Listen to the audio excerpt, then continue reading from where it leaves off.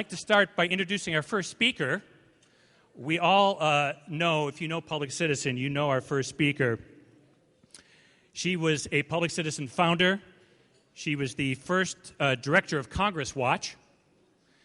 She, in the late 70s, worked in the Carter administration at NHTSA, the National Highway Traffic Safety Administration. And then she returned to become the president of Public Citizen for 27 years.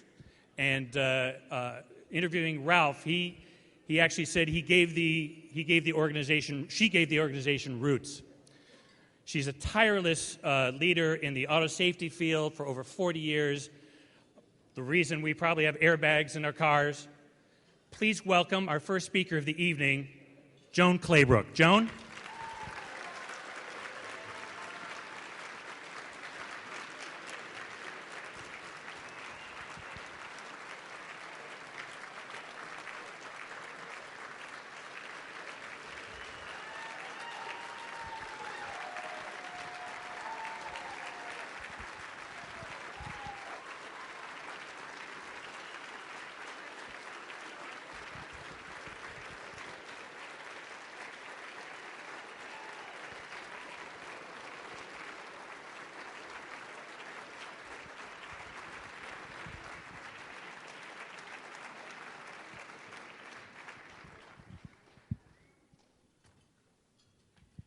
Thank you so much. It's a real pleasure to be here this evening and to see so many wonderful friends, some of whom I haven't seen for a long, long time. And as I reflect on the early days of Nader's Raiders, I'm totally stunned at how brash and confident we were that we thought we could make a difference in determining the policies of this nation. We followed the example set, of course, by Ralph, and urged on by him, we jumped into the fray and elbowed our way in to become part of the American political system. It's really an amazing story. We had no money, we had no power base, we had minimal experience, and few allies. We just started making our demands, lobbying Congress, holding press conferences, filing lawsuits, submitting petitions and FOIA requests to government agencies under the guidance of a master who set our sails and let us fly. The learning curve was huge. We knew we were part of something new in America, but we were so busy trying to succeed with our particular projects that we rarely had time to evaluate the broad implications of this new citizen action role. But Ralph did. He's truly the Johnny Appleseed of advocacy organizations, helping to start and fund so many of them. The more, the better. Citizen action is now ingrained in America's policy decisions, with thousands of advocacy organizations at the neighborhood, local, state, and national level, pushing all sorts of causes. All of us in public interest organizations, and especially Public Citizen, have been so privileged to do this challenging and widely recognized work. And new generations of advocates are bringing their great talents and determination to holding the powerful accountable because it is so essential, it's so energizing, and it's so exciting. But the work never ends. With each new administration and new Congress, we need to be there, right in the middle of the debates, researching the facts, educating the decision makers, lobbying, and if necessary, suing to assure the public has a voice. Of course, we don't always win, and there are disappointing setbacks, but that's why we must be on our game and in the game year after year.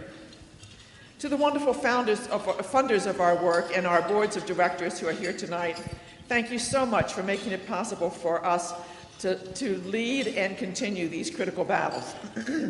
Let me assure you that we never give up. Persistence and perseverance are the Public Citizen brand. Sometimes we fight for years, as we have in protecting the public with efforts to limit the number of hours a truck driver must drive. We're now in our 20th year on that one. Airbags took 20 years also to secure in all U.S. cars, but it was certainly worth it. They now save 2,500 lives and countless injuries annually here at home, and even more if you include cars worldwide. For me, this work is a perfect fit.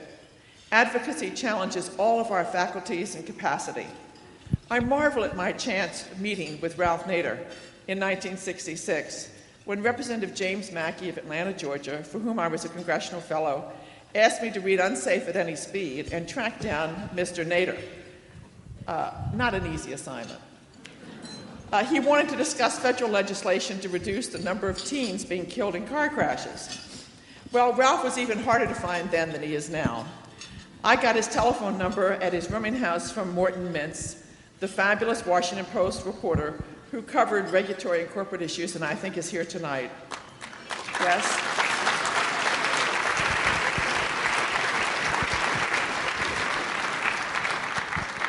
But Ralph never answered the telephone. Mr. Mackey was getting irritated, so one night in desperation, I called at 11 p.m.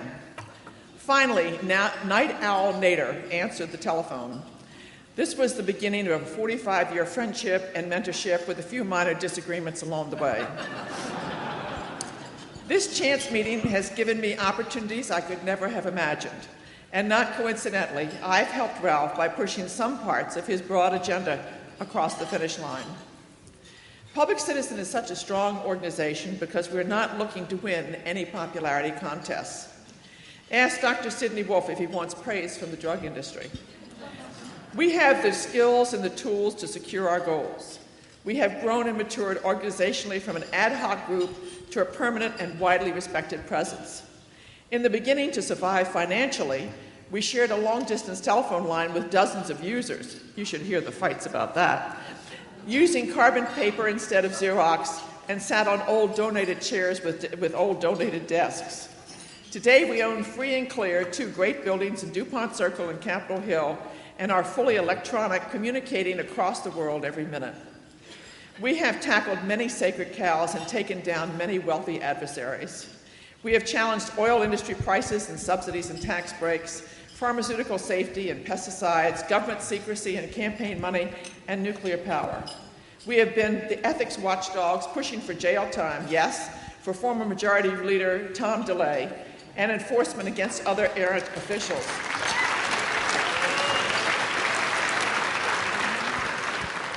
We have argued 60 tough cases in the U.S. Supreme Court, winning about 60% of them, thanks to the long leadership and training of our young lawyers by Alan Morrison.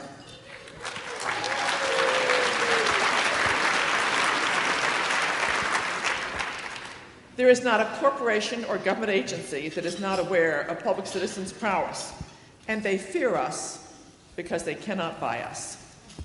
We are a model.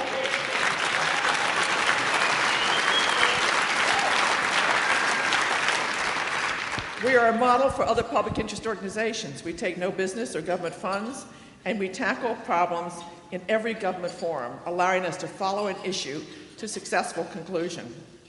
And we have helped to lay the factual and strategic groundwork for Occupy Wall Street and other protesters today who are mad as hell at the corporate stranglehold on government policies, securing corporate bailouts from our tax dollars, cutting taxes for the rich, subsidizing corporate welfare, stopping public health and safety regulations, shoving families out of their homes with foreclosures, shackling college students with debt, and letting the economy and employment sink.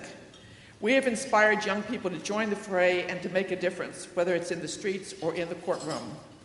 And we have a new young leader, Rob Weissman, who knows how to tackle future challenges. Yes.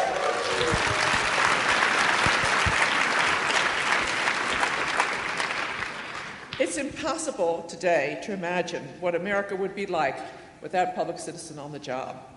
Your support and contributions will ensure that we don't have to imagine that nightmare, and that our work and our commitment to giving our fellow citizens a voice will continue to grow. Thank you so much for coming tonight.